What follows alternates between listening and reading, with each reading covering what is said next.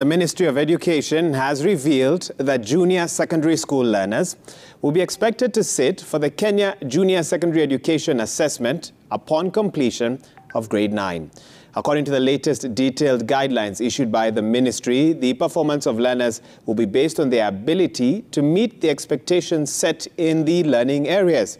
And as Serfine Achieng now reports, the yearly performance reports will be summed up with the outcome of the national summative assessment to be administered by KNEC at the end of grade 9.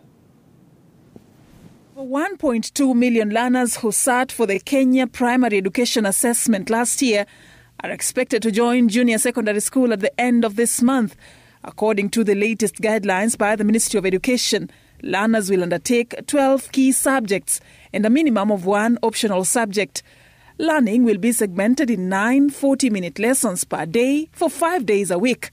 And in what seems to be a shift from the unhealthy academic competition in examinations, junior secondary school learners will be subjected to an assessment which will be referred to as Kenya Junior Secondary Education Assessment.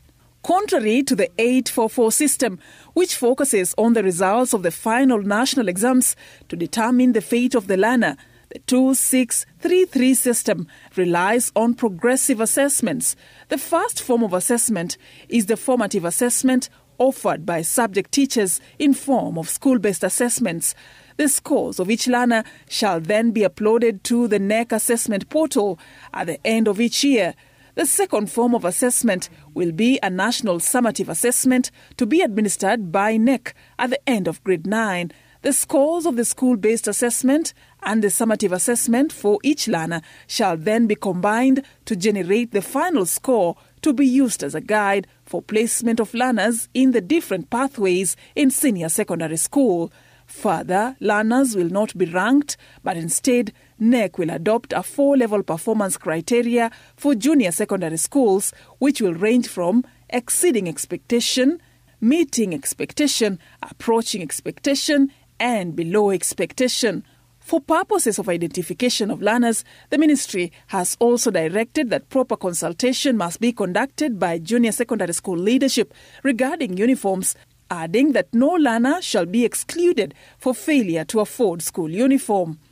On governance structures, the public primary school head teachers will head the public junior secondary schools, which will be managed by a special subcommittee constituted by the school's existing board of management.